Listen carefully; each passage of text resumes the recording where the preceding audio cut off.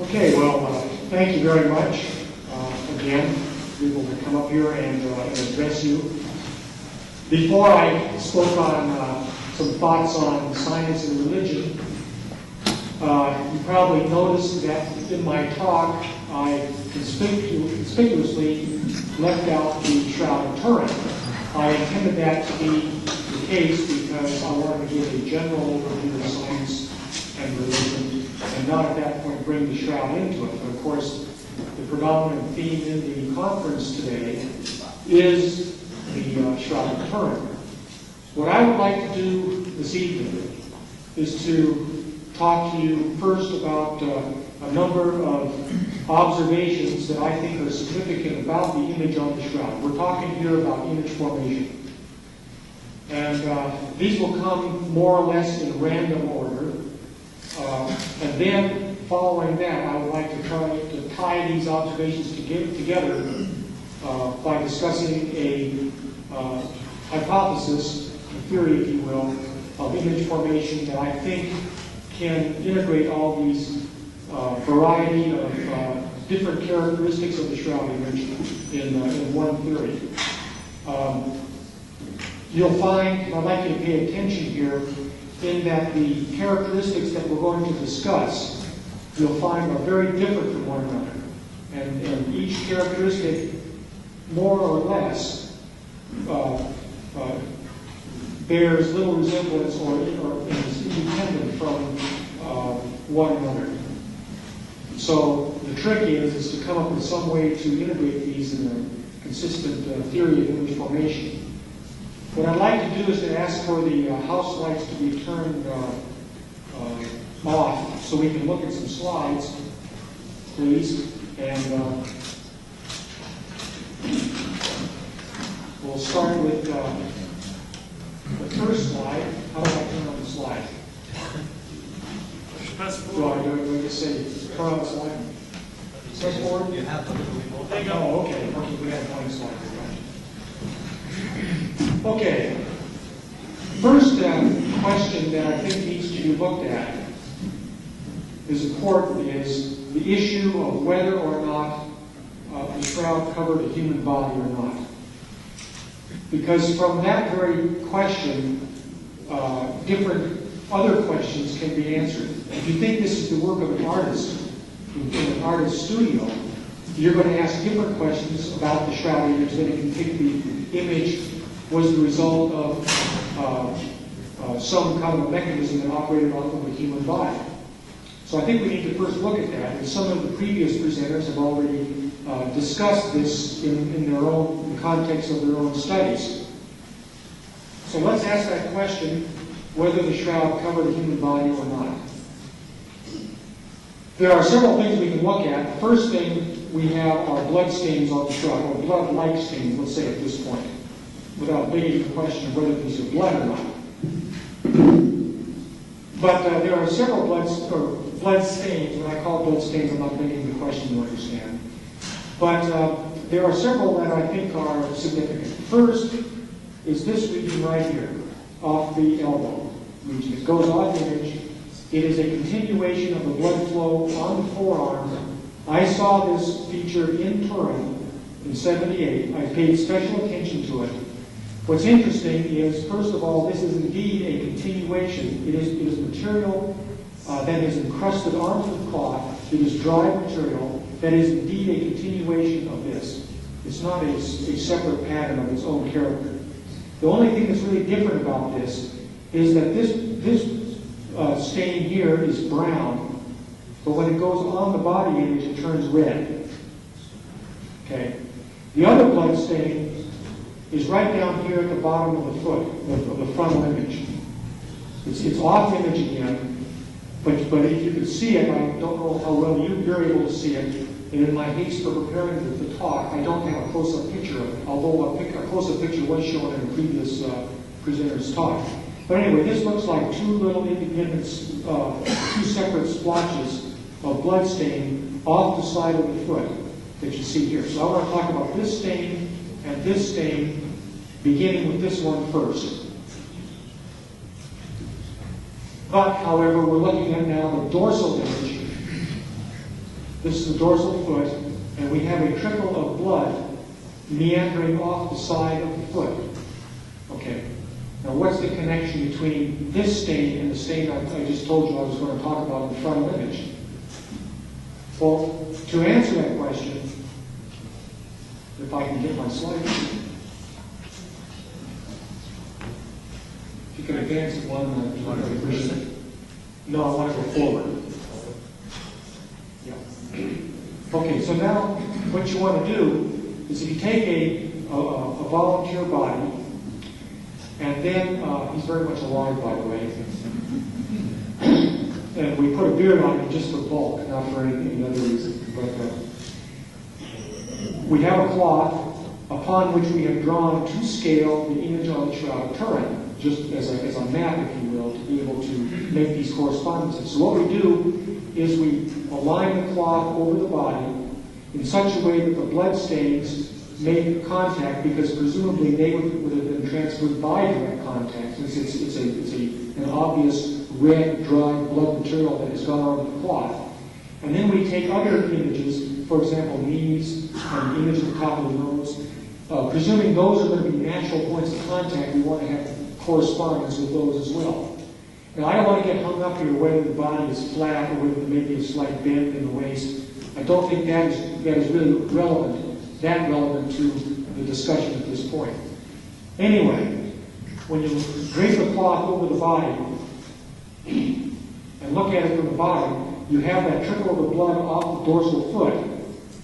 And what it turns out is that blood stain matches very closely with that blood stain off the frontal image off the side of the foot. The two are congruent with one another. And this was pointed out to me by Dr.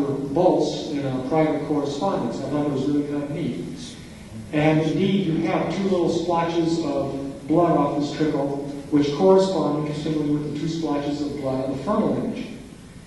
And the only way you can get those to really line up in any sensible fashion is to actually drape a cloth over a body, and as that cloth meanders over the body shape, the geometry works out so those 2 points go in congruence. And if you look at this dorsal image of this blood flow, it looks like a liquid blood flow, and probably was liquid at the time that this, when that blood really was transferred to the cloth, unlike other blood flows that you see in the body. So here you have a nice correspondence that is explained very well that this cloth really did cover a human body. You see this in the blood stains, first of all. Now let's talk about the blood stain off the elbow that I pointed out before, the one that goes off the elbow. This is what it looks like in greater detail. Barbara Sullivan also showed you the same thing earlier in the talk. But anyway, let's talk about this thing. Again, if you wrap a cloth over a body, that blood stain turns out, first of all, you don't see it. Why don't you see it? Because in this representation, the cloth has to fold around the body underneath the elbow. And you have to do that because, again, if this is a blood stain, it had to be transferred by direct contact. The only way you can do that is for it to touch the body off elbow.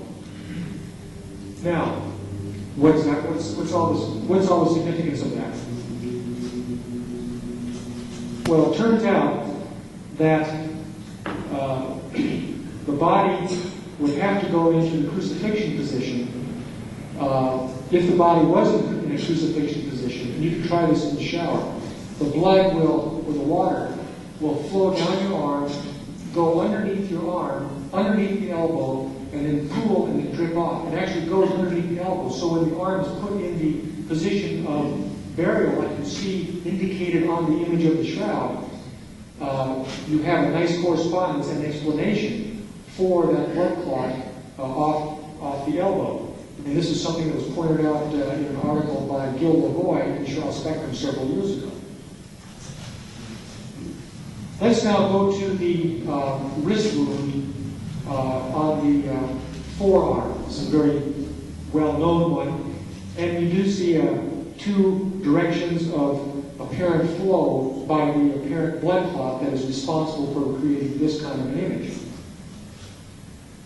Now, if we put this in the context of the hand, you're looking here at the forearm, and the fingers are coming clear down over here. If give you the scale. There's that blood flow I just showed you. Forearm goes up here.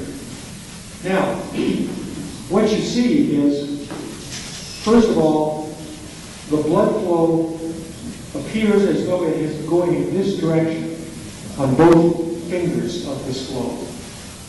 Okay. In addition, on this photograph, which happens to be an ultraviolet fluorescence photograph taken in 1978 by Stirrup, by Vern Miller in particular, you see that at the tip of this finger, this blood flow here, in the ultraviolet fluorescence photograph, you see a little halo. A little white halo surrounding the very tip of it. This is interpreted and is consistent with the idea that this is blood, and what you're looking at is a separation of the aqueous solute serum in the blood from the clot that produced this particular imprint.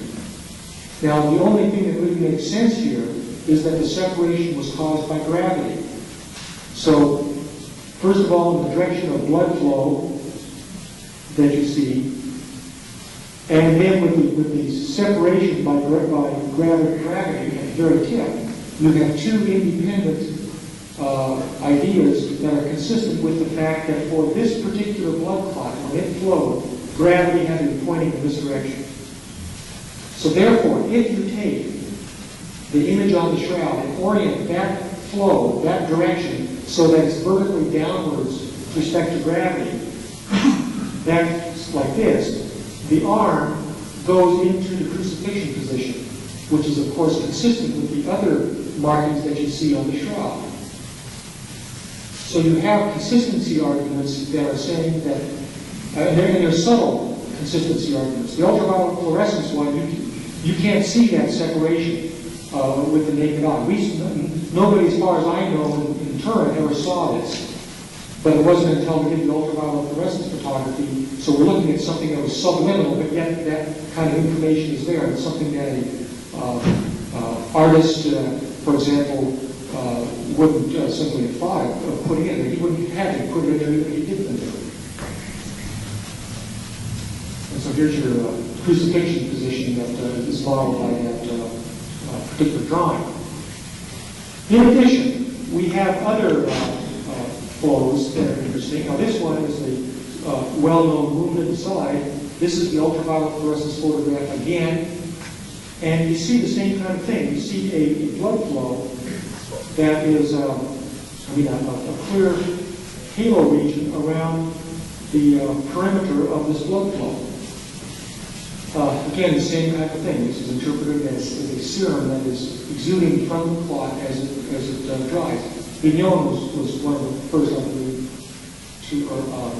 to describe this disorder of Barbados. This has been well known for many decades. But here it is. You can actually see it in the ultraviolet fluorescence photograph. This also presents another interesting point, which we should not forget, and that's the ordering of what went on the shroud first, the blood or the body image. Now you think, well, if this was covered a human body that was wounded, bloody, surely the blood must have gone on first before the body image could have ever developed onto the cloth, because as soon as you touch the cloth through the blood, it's going to be imprinted right and attached to the cloth. But think about it in the context of this. What if this was the work of an artist? In fact, an artist would do just the opposite. He would put the body image on first and then put the blood stains as a final touch, because the blood stains would not serve as an adequate marker for putting this magnificent image that we see on the shroud, with all of its interesting characteristics, shading characteristics and so forth, which we'll talk about in just a minute. But anyway, the point I want to make is that since you see this halo, either that halo prevented, in other words, the blood went out first, the halo was then, or the serum was in place, and then prevented the image from being formed, or the body image was already there, and this halo then eradicated a previous existing body image. We'll show later that the chemistry of this body image is such that a basically aqueous solution is not going to eradicate it. In fact, you see other examples. You see one right here That's a water stain going right through the body image. That water stain did not eradicate the body image. The body image was untouched by the movement of the water through it. So it's obvious that the blood image must have gone on first before the body image, and that is the explanation for the blank region that you see where the initial halo was produced on the shroud by the serum. Okay, we talked about the blood, and then, so from the results of the blood work, and just making general observations, it very much appears as though this cloth covered a body, a human body, when the shroud image was formed. Now I want to arrive at the similar conclusion, the same conclusion, by looking at the shading structure of the body image itself. And a convenient way to display the image is to take the shading that you see, and this is the negative image, of course, and represent that shading instead of in an intensity space, represent that shading in terms of a brightness relief space. So this is exactly the same as what you see here. It's just that the information is being displayed differently. For example, if you look at the nose is brighter than the cheeks, which is brighter than the eyes. So consequently, the nose is plotted higher than the cheeks, which is plotted higher than the eye regions, and so forth. So intensity is being plotted as proportional amounts of relief in this kind of representation. Now, when you do this, for the case of the shroud image, what you find is that the brightness surface of the image looks very much like a physiologically reasonable body, three-dimensional body. And there's no a priori reason why that should be so. And in fact, many normal photographs, if you do this, do not contain this kind of a correlation. Oh yes, you could make three-dimensional images out of anything that has brightness. But the issue is, will that brightness surface look like a three-dimensional surface that generated the image that you took a picture of? That's really the issue here. And in the case of the shroud, I think it's clear, especially looking at the face, that the brightness surface looks like an anatomically reasonable body shape. Now, let's look at a couple of drawings that artists have made throughout the centuries of the shroud. Now remember, this was sort of their photography of the time. They were trying to make deliberate copies of the shroud. The shroud already pre-exists, they're just trying to copy it. We can do the same thing here and see how well their copies preserve this shading structure. So here's a couple right here. First we have this one. It's a little bit out of focus. It's possible to get that a little bit better. It won't do much good because it's not that great, as you can see. But particularly in the face, you have distortions which you do not see on the shroud. Another copy you have is something that looks like this. And then you compare those to the shroud. And I don't think there's any question that the artist just simply copying the shroud couldn't preserve the three-dimensionality. Therefore, how can we expect that an artist, first of all, thought of and then was able to execute this kind of a shading structure that you see to the degree that's present on the shroud turn? The much, much more reasonable explanation by orders of magnitude is that the shroud covered a human body and that by some process, some mechanism, information of the surface structure of that body was encoded into the intensity structure of the image on the shroud. I don't know of any other way that will explain that result.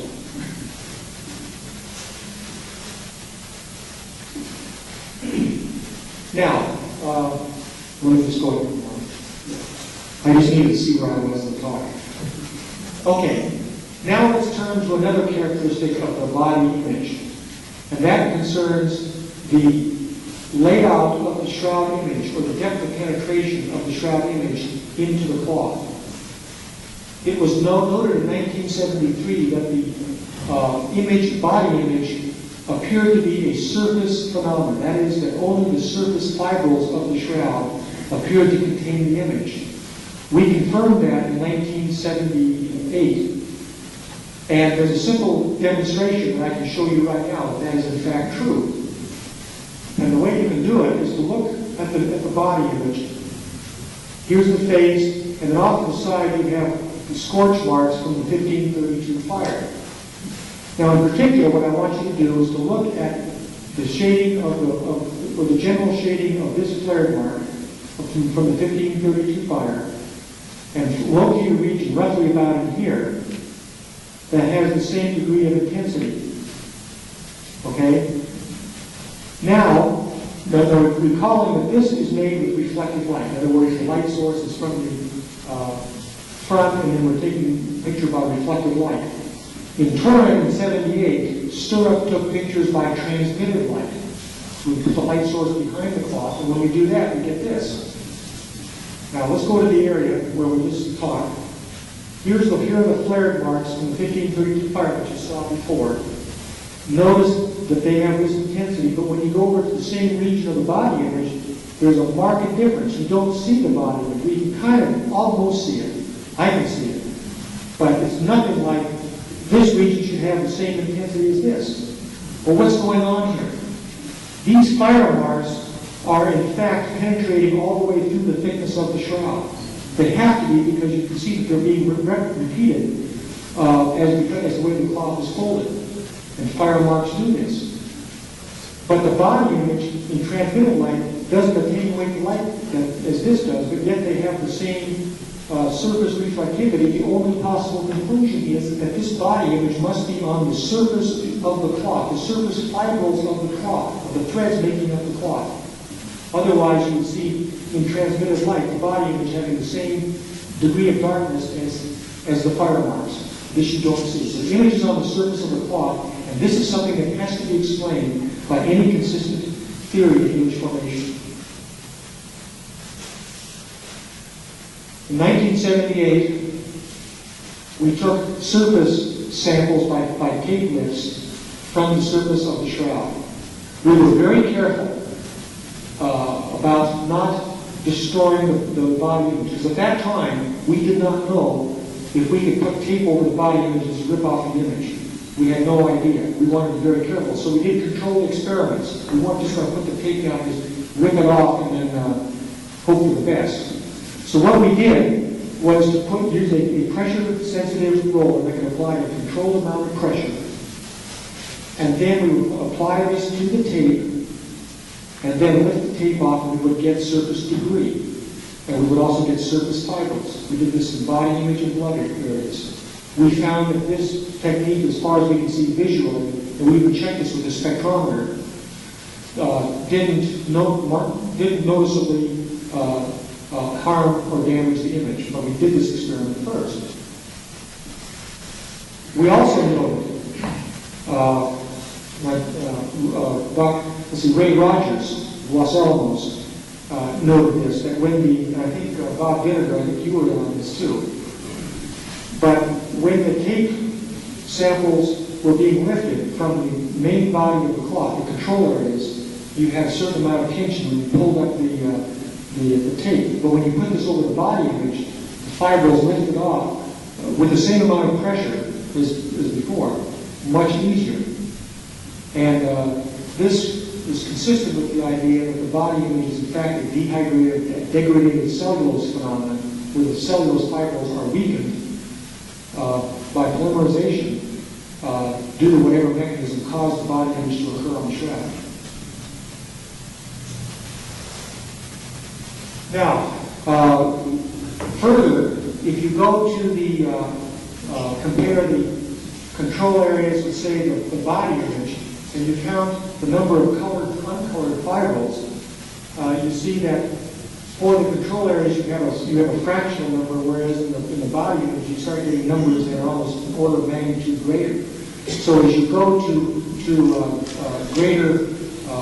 the body image, you start seeing more and more colored fibrils that are yellow relative to light-colored fibrils. And the fact that you have even a racial likeness implies that the image is on the surface. By the way, this data comes from Walter McCrone, So you see, I don't totally disagree with everything that he's done. I think a pretty good piece of work.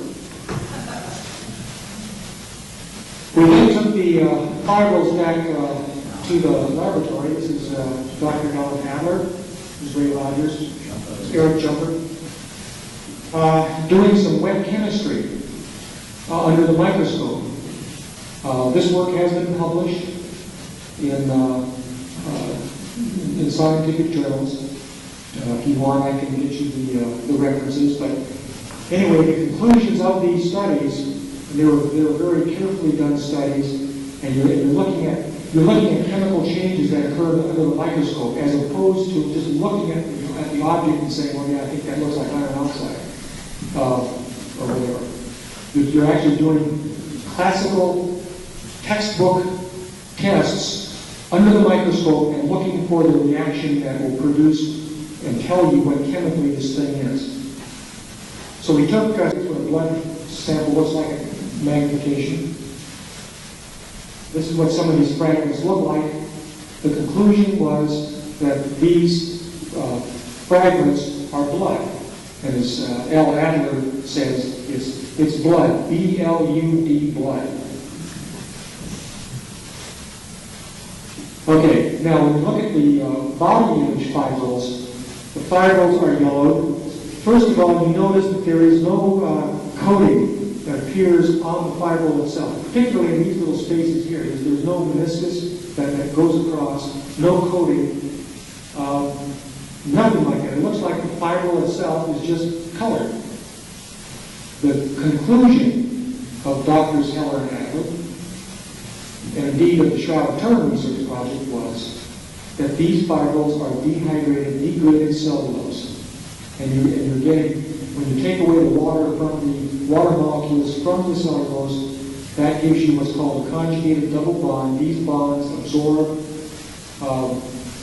blue light, giving the yellow appearance of the fibrils that have been so affected.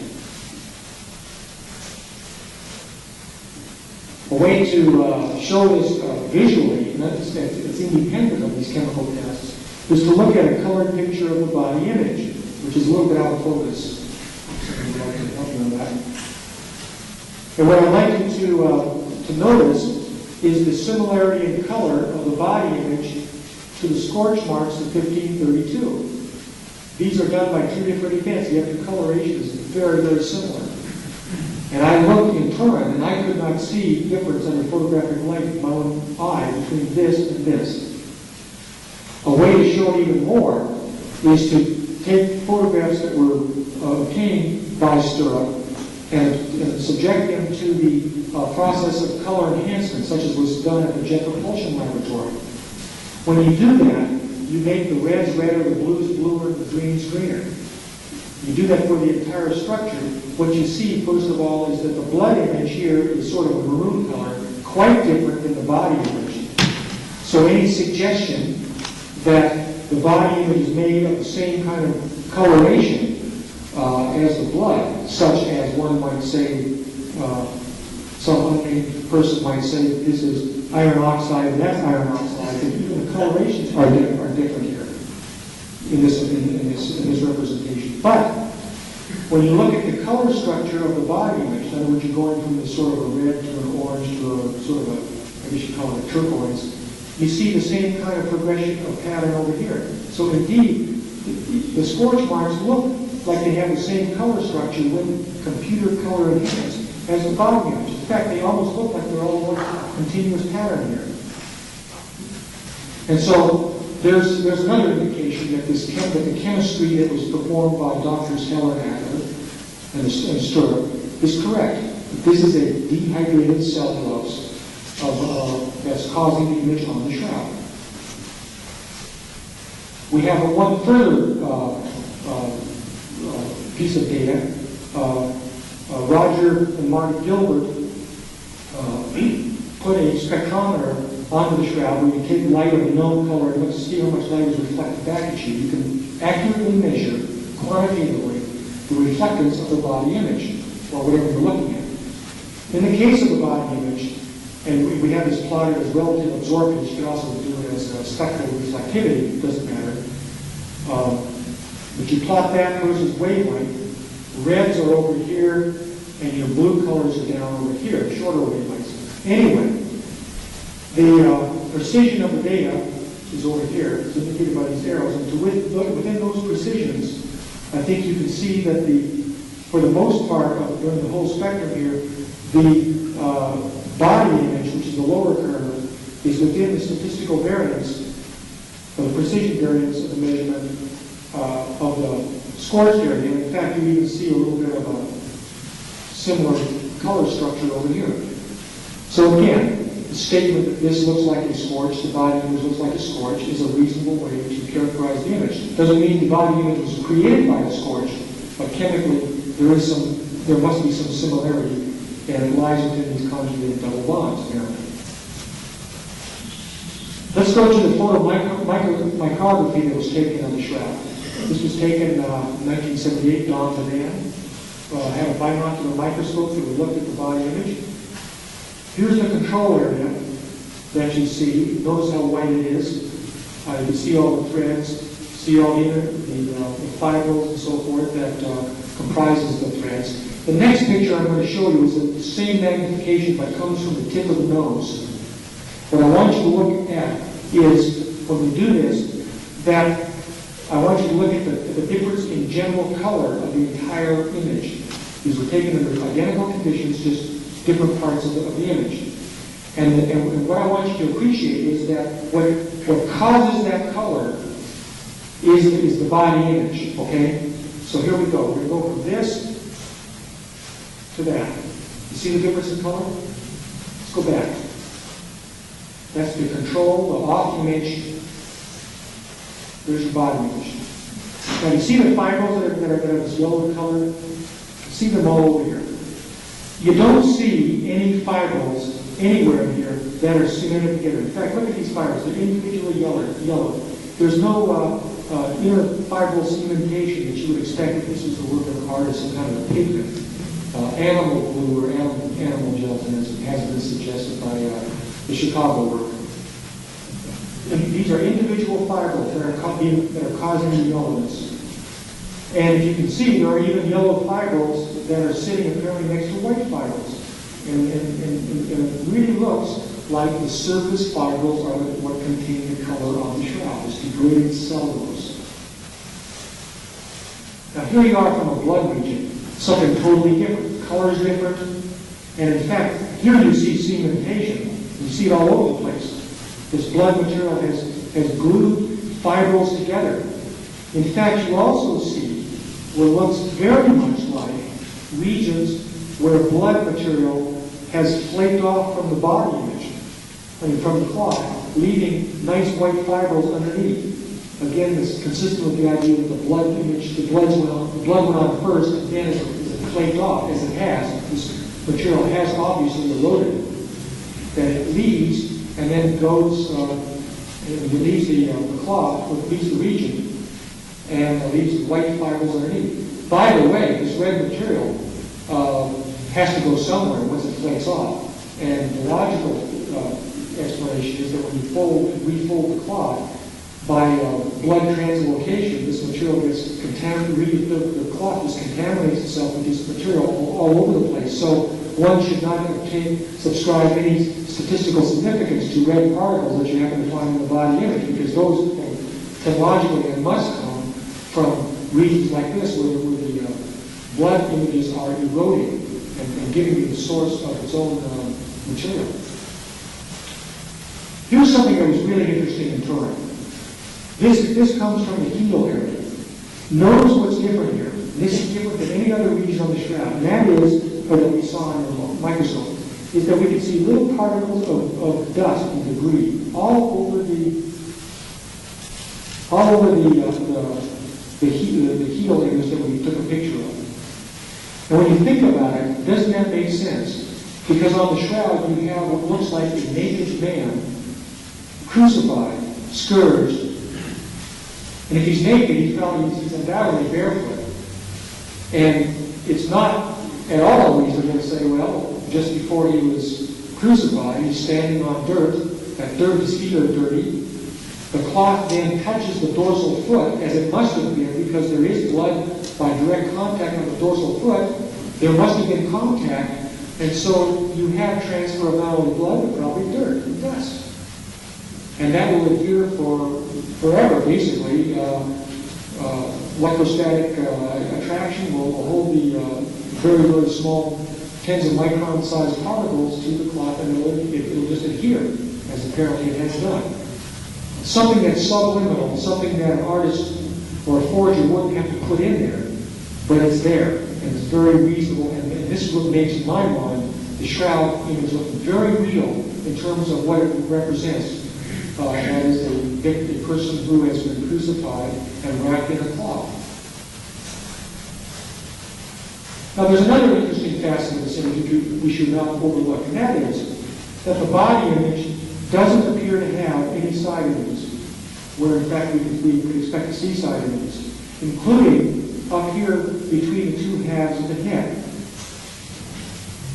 If you look at that in more detail, if you could focus that, please.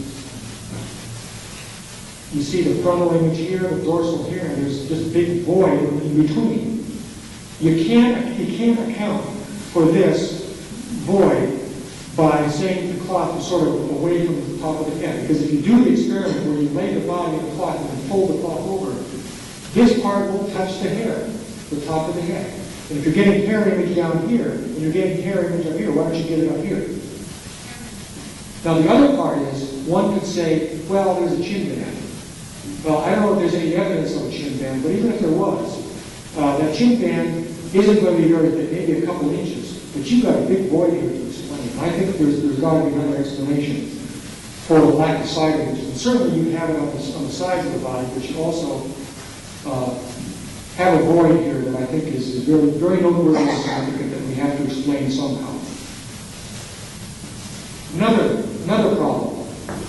You look at the three-dimensional body image, and you've got the three-dimensional structure, the nose, and the lips, and so forth. And I mean, there's a noise pattern here. You can hear, see there's noise that just runs through the image.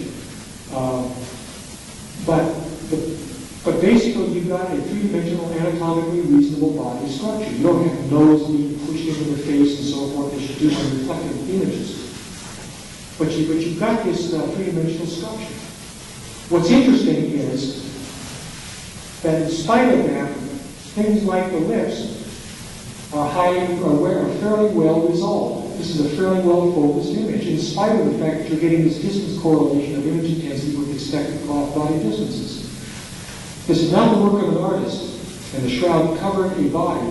Then we have to be talking about some kind of physical mechanism that's going to transfer the body image to the cloth, but it's got to do it in a way that can transfer distance information and yet preserve the high resolution of the shroud image. I've been worried about this for a long time, number of years. And I created a number of experimental images, radiation images and diffusion images. All of them showed this degrees of blurriness to the image. I couldn't explain, I couldn't get a simultaneous distance correlation with image intensity.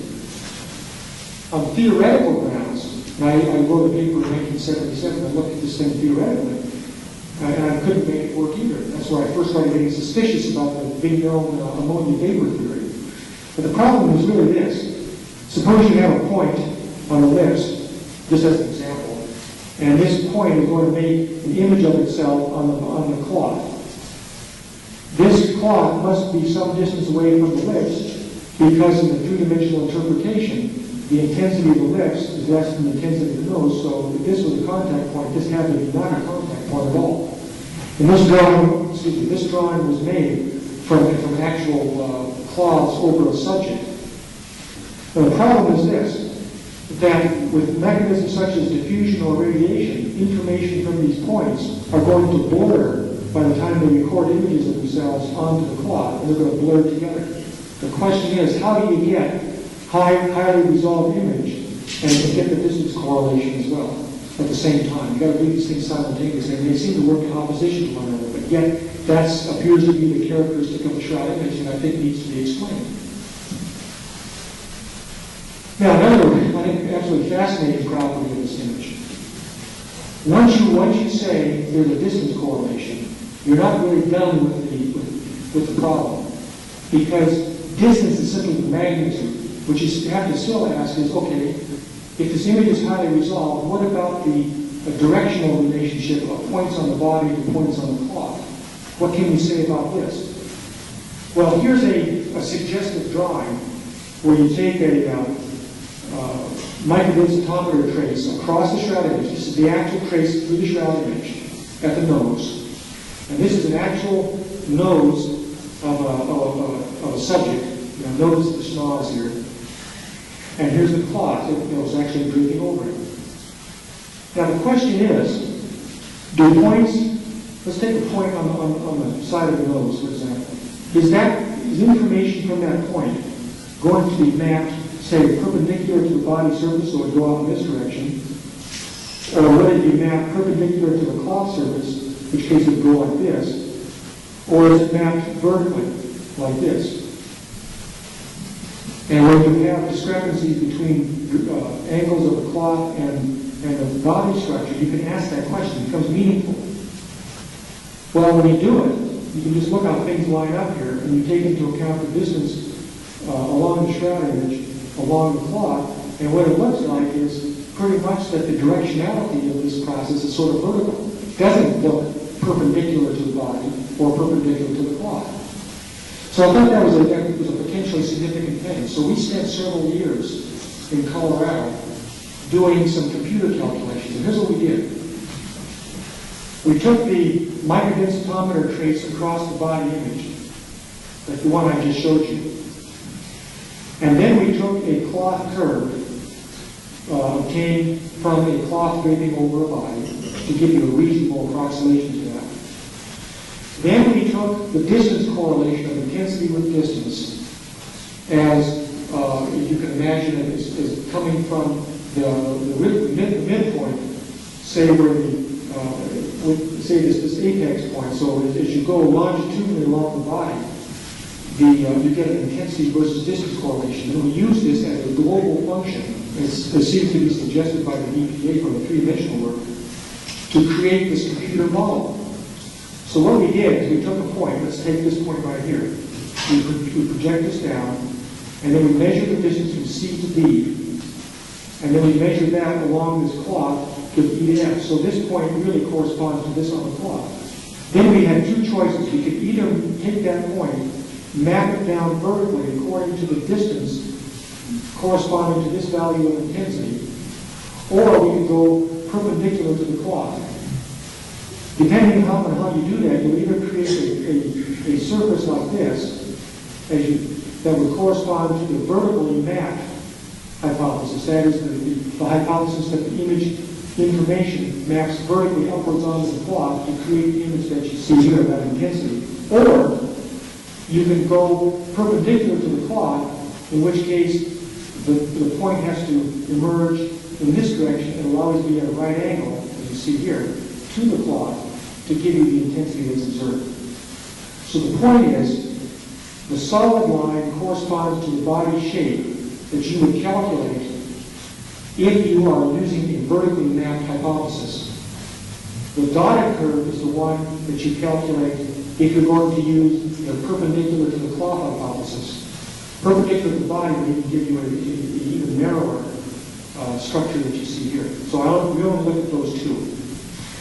So we did this over the entire image, and this is the result.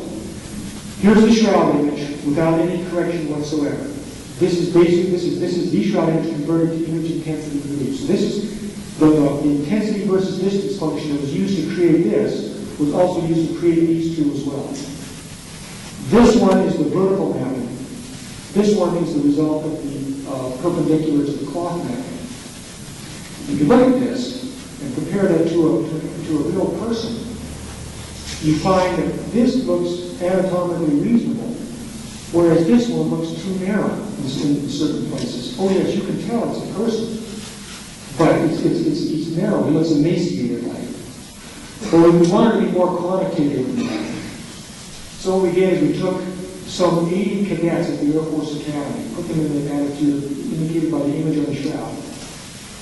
And then we made selected measurements across the body. The bottom line was then that normalizing to those measurements, comparing them to anatomically reasonable measurements, we found that the original shroud was too wide. It was distorted in a widthwise direction by a relative ratio like this, and this is the standard deviation away from the anatomical mean of physiologically reasonable persons. The vertically mapped statute was this, and it's effectively, well, it's close to being zero. I mean, here's your standard deviation. And then your perpendicular measurements were too narrow because of the minus sign, and you can see what the standard deviation is. You're effectively one standard deviation away from the mean of being anatomically reasonable.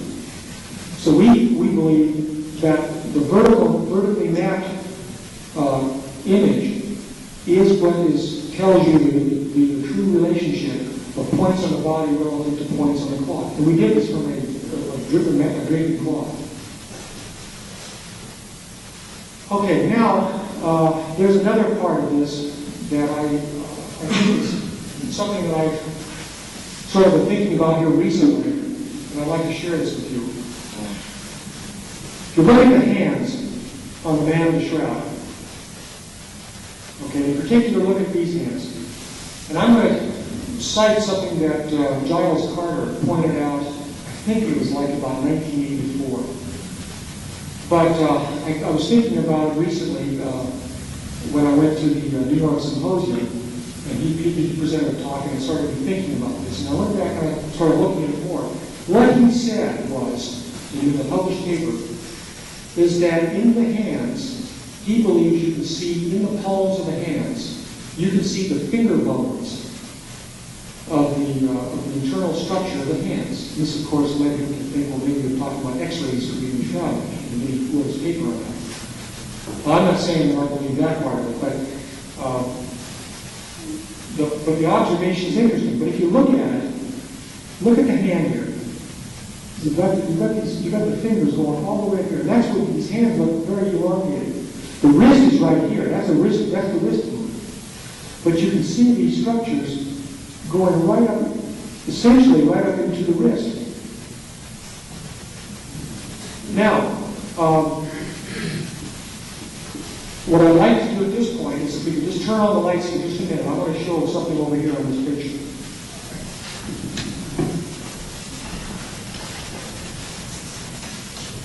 Okay, now, again, you're looking at the same region here. Let me use my own hand just to illustrate to you what I'm talking about. Now, this is his left hand, so it's my left hand here. And if you line my left hand with the tips of the fingers right here, where the tips of the fingers, you can see them right here. You line that up. There's no thumb, okay? So you put it like so. And now look where the web of my hand is. See? The web of my hand is right here. But yet you can still see these finger bones going up into it.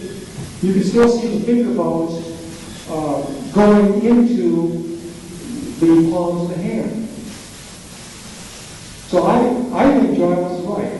I think, and it's surprising, but I think that's what you're seeing. And you're not looking, my hands are kind of skinny, because I have tendons. I can make my fingers sort of show tendons, but that's not what you're looking at. The tendons are very, very narrow. These are the same thicknesses all the way through the entire finger. Well, then I was thinking about this. In fact, this was on Good Friday of this year, and I was thinking about that. And one thing that always bothered me was this thing right here. You know, what is that? I always thought it was some kind of a random splotch. But I looked at it, and it turns out this has the same color as the rest of the body image. In transmitted light, this is also invisible like this is. So it's not like a stain, like a blood stain or a water stain. You see water stains in transmitted light photographs. This has all the characteristics of the body image. And so I think that this little feature, whatever it is part of the body image. It's telling us something. But if you think of this as being finger bones, And you don't see any thumbs here, okay? That's part of the key. Let me take my hand with my thumb and put it over the hand, position it like so. Okay? And if you take your hand away, look what my thumb does. My thumb matches this little thing right here. It's in the right position. So what I think, I'll suggest this to you. What I think you're looking at, what I think this is, I think that's the thumb. But what it is the thumb underneath the hand that's somehow getting image through the hand onto the cloth which is on the top surface. It's going through it. And I think that when you put all this together, the high resolution, the three-dimensionality of the image, the idea that you're seeing internal structure, at least in the hand region, I think we're looking at, from a physics standpoint, I think we're looking at something here that's radical. Something that is in a quite different category than simple diffusion and direct contact and so forth. We're talking about a mechanism here that is radical, something we're going to have to explain in some way. Okay, so turn the lights down.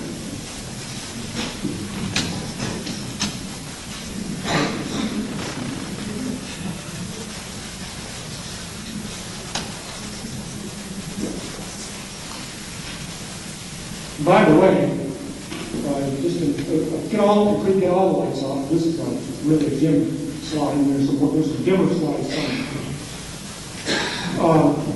This is an X-ray that I took in my own hand. And let's see here. Okay. Now, this is my own hand. Now, you're not going to be able to focus this. Just do the best you can. This is a deliberately out of focus picture. But I'm doing that on purpose. I'll show you why in a minute. You see, here is you see the fingers. You see the same kind of thing that you see on the shroud. You see my finger bones going all the way down to the base, and this would be where the nail wound is. But also notice that off to the side here, you've got kind of an old white splotch. Now forget about this. These are just wires for positioning on the X-ray, so we have to ignore those. But you see kind of a white sort of splotch area here. But you see these finger bones going like this. But if you bring now the X-ray into focus, you see exactly what's going on here. There's the fingers with the finger bones on the inside, but there's my thumb curled up underneath it. See? And that looks exactly like it. Very close, I think, to what you're seeing on the shroud. In fact, there's the splotch. There are the finger bones coming this way.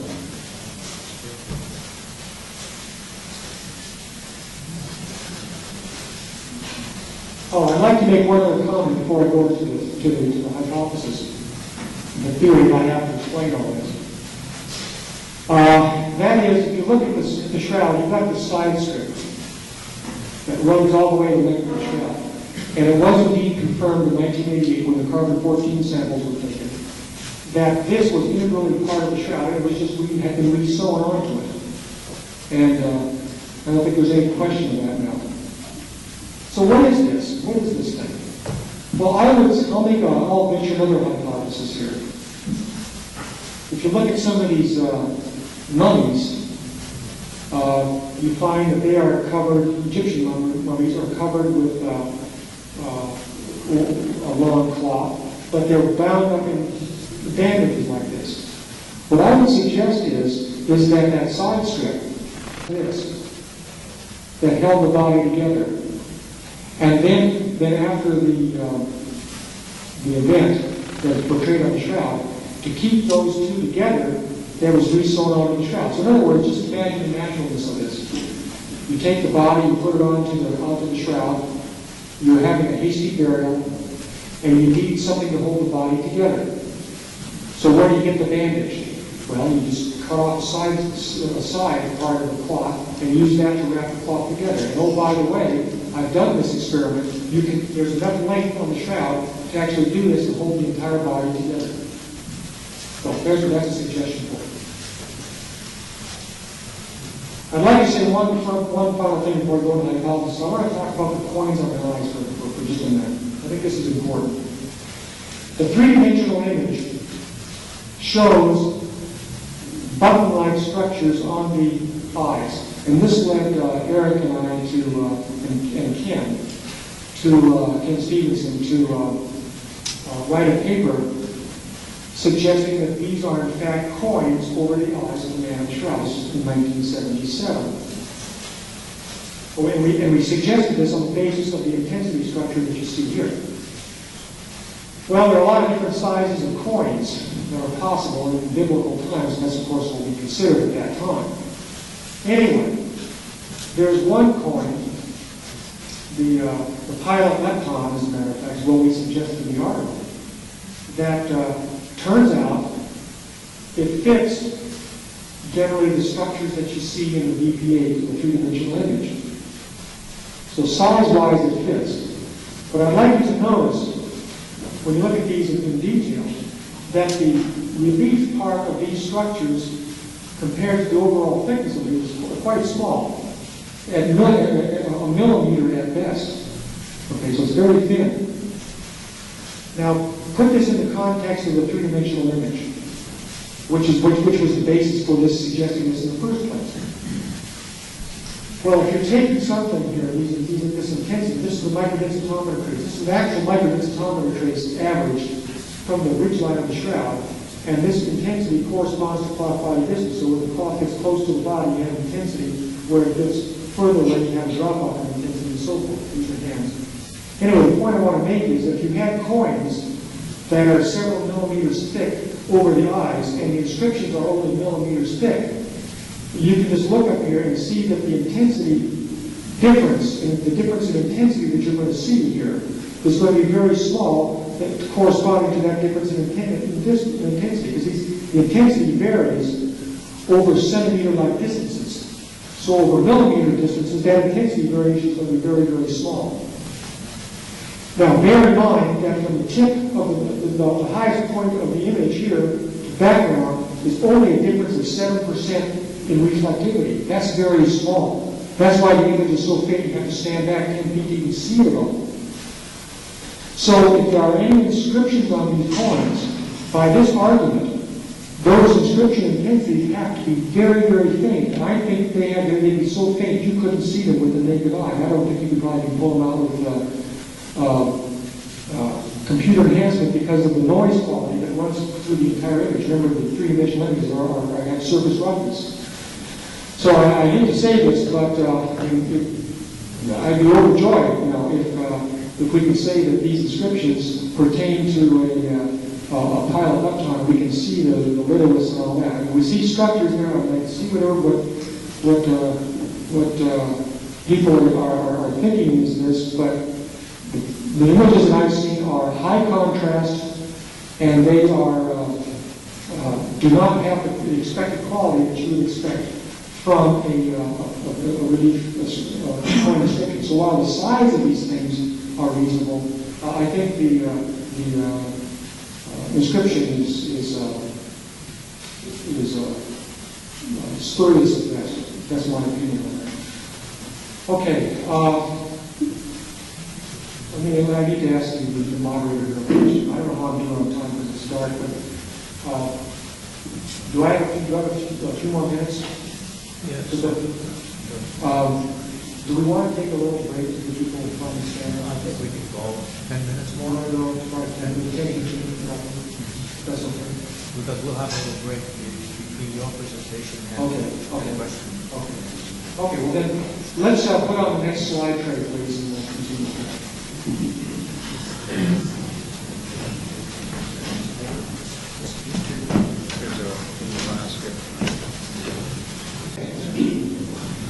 What I'd like to do now is to give you a. I'm going to start pointing at my microphone. Okay, what I want to do now is to give you a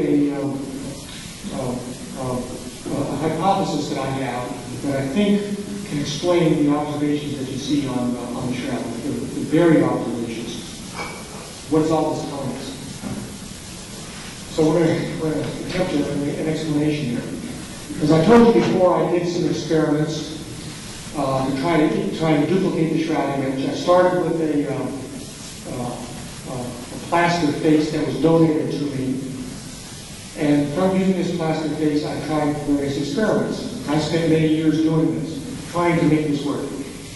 Here's an attempt at trying to make a direct contact image. That is where you have an image where the cloth touches the body or you don't. And you get an image that looks like this. So you can tell it's a face. And certainly the three-dimensional relief is very poor.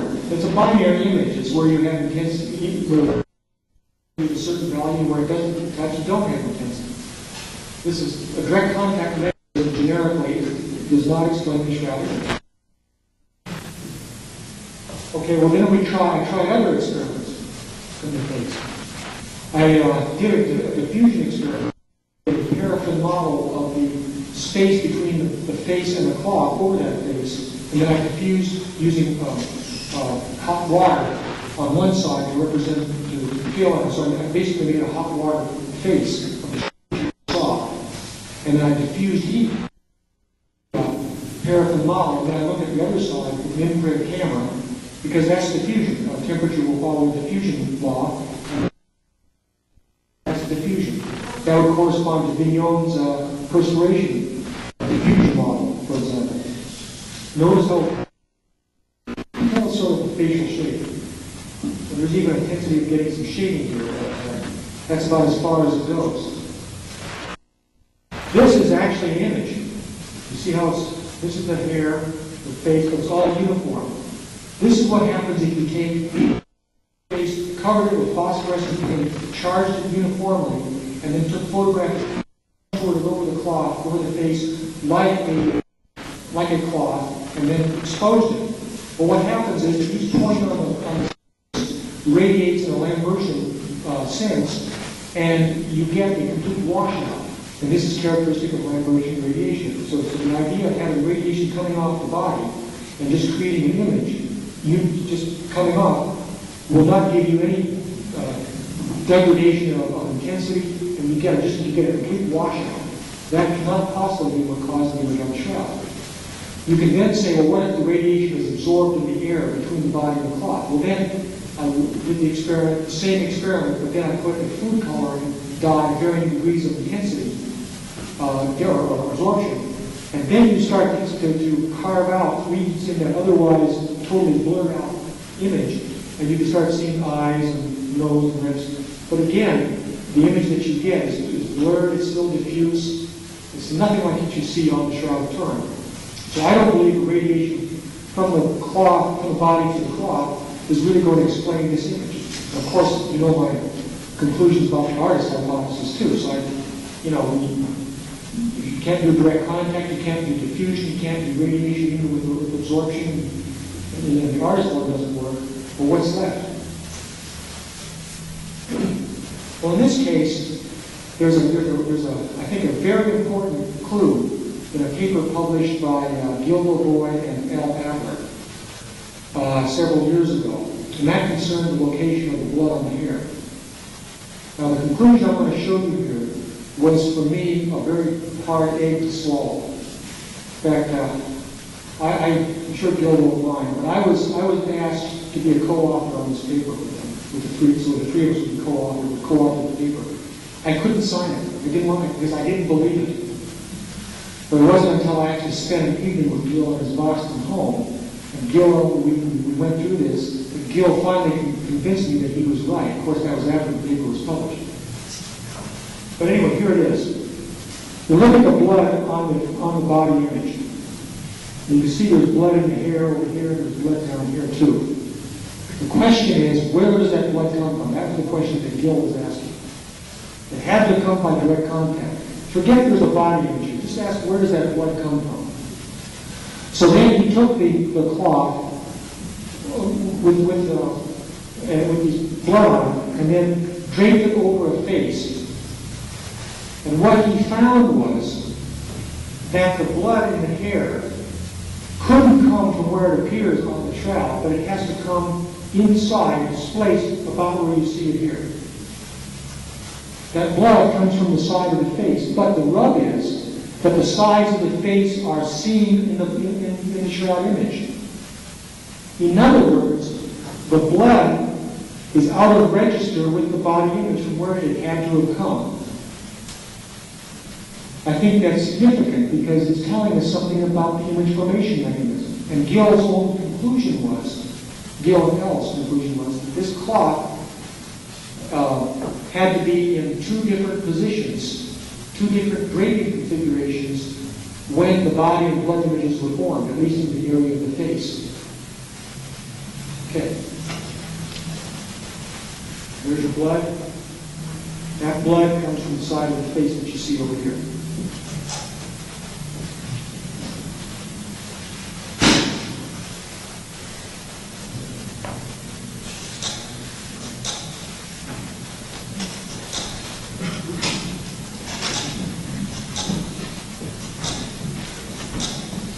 Well, we got a problem here. Pardon me? We have the name of the audio visual here. Okay. Couldn't possibly go on. Let's see if I can find any jokes that come here. Why don't we put the lights on? Okay, let me just recap where we're going with this. You want the one? Please. Does anybody know where the switch is?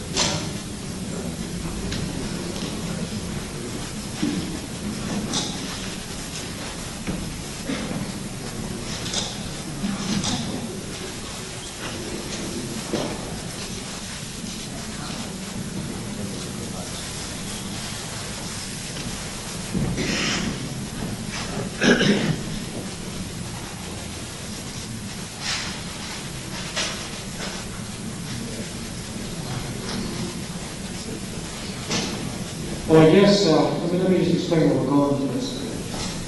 So these are things, what I've shown you, that are important for the shroud image. We're trying to come up with a... Okay, well, whatever one, I don't remember which one that is, but if it's causing a problem, just take it out and let's not worry about it. I guess we're going to do that.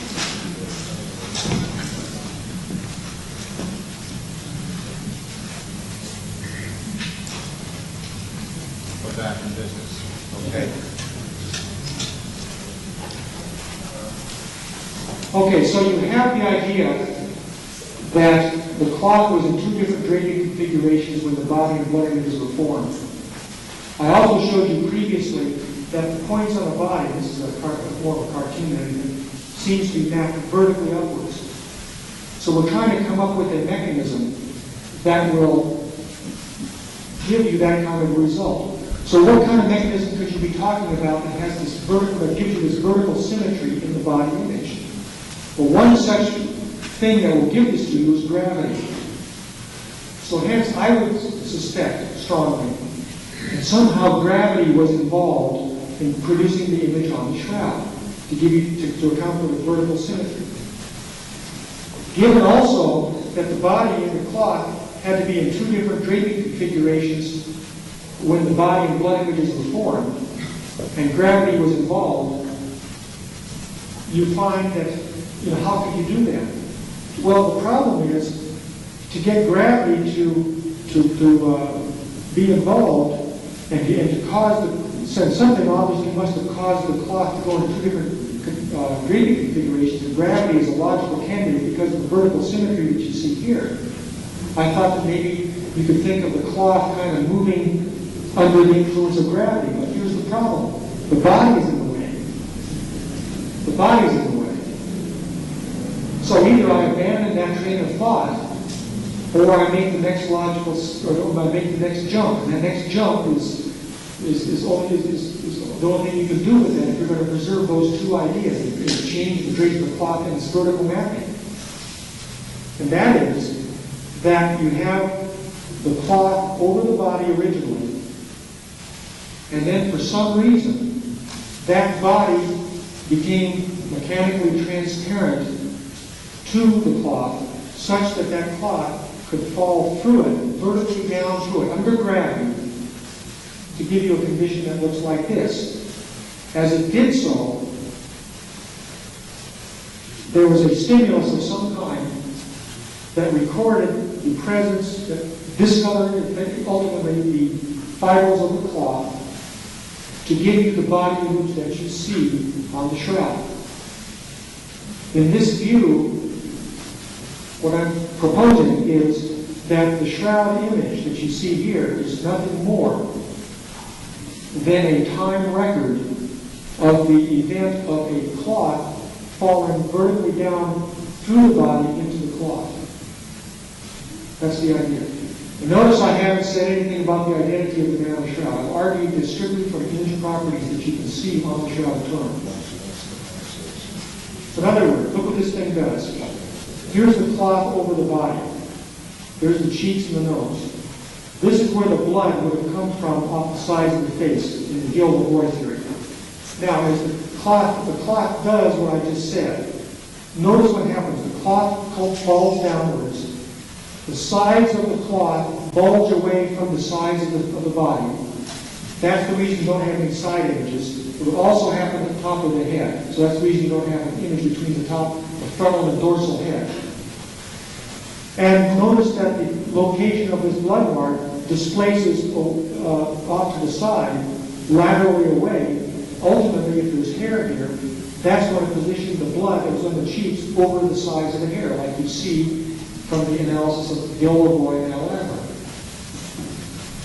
And then the cloth just continues to fall down. The three-dimensionality of the images then is also explained. And it's explained very simply. That is, that points on the cloth that were in the body longer receive a greater image dose than points of the cloth that were further away initially. So therefore you have a three-dimensional image that's formed. Not only that, but then the high resolution is also explained because in essence, this is a point-to-point mapping. Because each point then winds up in the wherever it is on the body, and it's a point-to-point interaction, so you have high resolution and a three-dimensional image at the same time. Also, well, in fact, here's a drawing of how I would envision this would work. You've got image dose along the cloth. This is at the cross-section of the face. At time t equals 0, you have no image whatsoever. Then, as the cloth starts to penetrate into the body, first the nose is generated. The nose region receives image dose, and then that builds.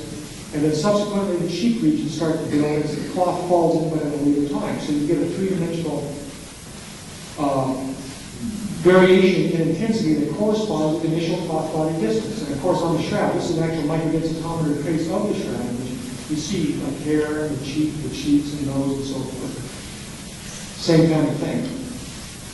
On the dorsal image, you have something that looks like this, because on the dorsal side of the cloth, that cloth doesn't go through the body. It just remains in place. But the point is that if points on the body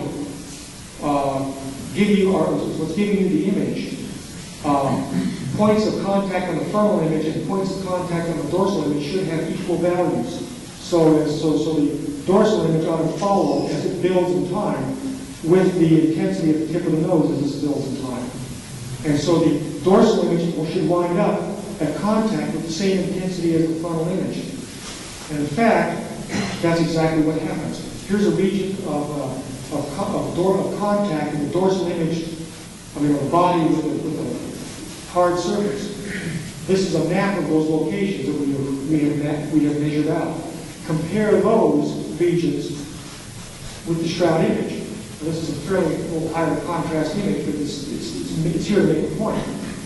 Top of the head, small scapular of the back, the buttocks areas, calf, those regions correspond to what you see. The dorsal image in this hypothesis ought to be a direct contact image, whereas the frontal image ought to be a three-dimensional image. The structure ought to be this distance correlation with intensity. And as you see, the image intensity on the shroud is continuous all the way through the body. But here, the dorsal image is just splotchy. And I think the dorsal image is a direct contact image. I don't think it's a three-dimensional, it's an image that has this three-dimensional structure to it that you see on the frontal image. And the degree of intensity of the dorsal and frontal images that contact are virtually the same, as would be consistent with the implications of this idea. Again, the side images are explained by the theories I indicated before. The other part you have to say, well, what's the stimulus that's causing this? I mean, something must have to obviously cause the image to discolor. Well, this is the part that I thought of this idea, or a cousin of it, back in 1976, as I was trying to understand the three-dimensional image. But this is the part that I rejected it. And that was because of the surface discoloration on the shroud. How do you explain surface discoloration if the cloth goes all the way through the body of the frontal image? Well, the answer turns out, finally, that if this is not just a contact, see, if this is just a contact phenomenon, the length of time the cloth is inside the body, then all fibrils throughout the entire bulk of the cloth, this is the thickness of the cloth, should be discolored. But if it's a radiation phenomenon that's absorbed strongly, say, in air, then when you're inside the cloth, the region of space that a given bundle of fibrils on the inside of the cloth will feel is smaller than the region of space that fibrils on the surface of the cloth will see. And hence you'll have an exaggerated intensity on the surface fibrils of the thickness of the cloth. Hence you have a surface image that's best observed.